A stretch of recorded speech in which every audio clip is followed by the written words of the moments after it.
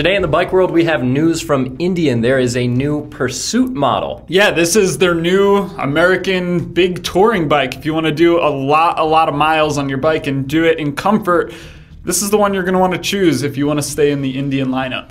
Yeah, so their other touring bike is the Roadmaster, but this has a completely different setup. It's got a frame-mounted fairing instead of fork-mounted fairings. It's also got a different engine. So this is the 1768cc Power Plus engine that you'll find also in the Indian Challenger. It's the same engine, same power output, 122 horsepower, 128 pound-feet of torque. So it's a liquid-cooled V-twin, 6-speed transmission. Engine's also got 4 valves per cylinder, hydraulic lash adjusters, and a hydraulic cam chain tensioner. So in terms of reliability and maintenance, shouldn't be too bad. Yeah, we had the Challenger at our offices about a year ago. Might have been even a little more than a year ago. But it was a fun, sporty bike that we enjoyed riding, and this is got the same motor, so you can expect the same riding characteristics out of it. But in terms of style, too, it looks really similar to the Challenger, especially in the front end. It's the same frame, same front end, same fairing with a different windscreen on it. And then you've got that big rear seat with the top case for way more storage than you would get on the Challenger. Challenger name is nowhere to be found on this bike. It's the Pursuit, so technically a completely different model, but shares a lot of the same components with that Challenger that we tested a year ago. Yeah, so similar in a lot of ways. It's even got the same wheelbase as the Challenger, but obviously it's a taller bike because it's got a taller windshield. It's also longer in the bodywork, so same wheelbase, but overall length of the bike is a little bit more. Now, there's 2 trims of the new Pursuit. There's the Limited and the Dark Horse, and the main difference there is just styling. So the Limited is going to have more chrome. It's going to be a little bit more of the dad bike, and then the Dark Horse is going to be all blacked out, and it's a $1,000 premium for the Dark Horse. Yeah, and they both come in kind of different colors. So both the Limited and the Dark Horse are available in black, red, and blue, but on the Limited, you're going to get more subdued, darker sort of maroon and dark blues, whereas on the Dark Horse, they're much brighter reds and royal blue, and it's more in your face, again, with, you know, that blacked out exhaust, blacked out engine cases, headlight surround. Just looks to be a murdered out, sportier looking bike. Both of these bikes can also be spec'd with a premium package, and that gets you a heated, quilted seat. It gets you electronically adjustable rear suspension by Fox, and that electronic adjustment is for preload. So if you're adding a second passenger to the bike, or if you're putting some luggage in that top case or your side cases, you can go into the screen and you hit pluses and add weight so that the bike compensates for however much stuff or people you're putting on there. You also, with the premium package, get some extra driving lights, you get extra blacked out accents. And something that we thought was really cool when we had the Challenger, and it's the same with this bike, is that they're actually inverted forks, and it's a monoshock in the back. So definitely not a traditional setup for a big touring bike. Yeah, I think King of the Baggers really had a lot to do with this too. It's gaining in popularity because of that series. Back in the day, you wouldn't think a big, heavy bike that weighs over 900 pounds needs inverted forks and big Brembo brakes, but why not? It looks cool, it's great performance parts, and you know, it just kind of goes along with what they're doing racing these bikes. I want to go back and touch on that electronically controlled suspension for a second, because I think that's by far the coolest part about this bike. I've already seen some people online talking about whether or not this could be fitted to the Challenger, which I think is kind of interesting. I don't know the answer to that, but it is a really cool piece of technology, and I really just like how they're implementing it here with the screen. It's super easy to use, it looks like.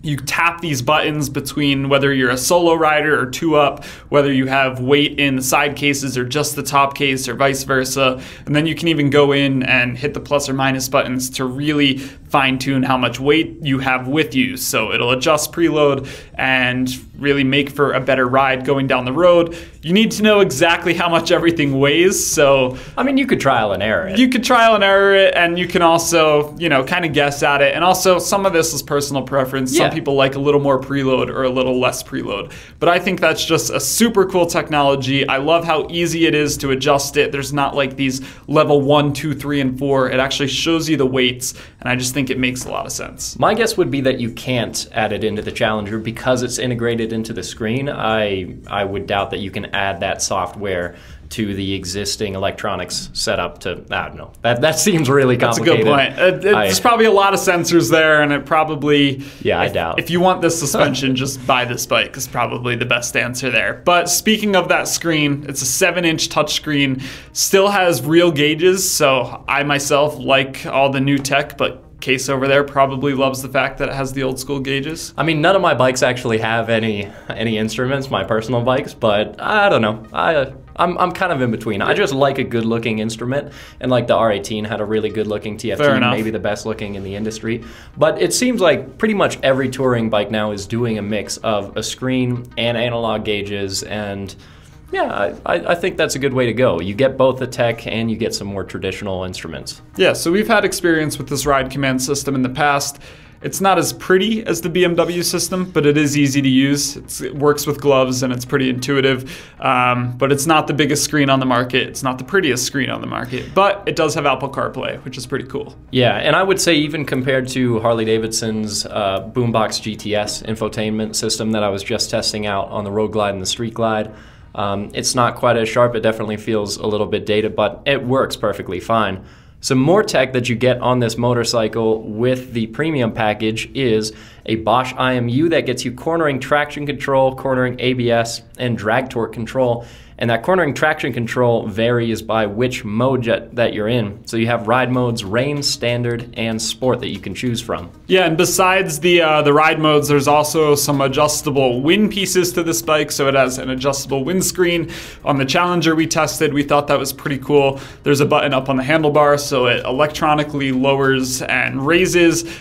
This uses that same system, but it has a little bit of added height to it to keep some more wind off you for those longer rides. And just like the Challenger, it also has those vents down by your knees that you can open up to get some extra airflow.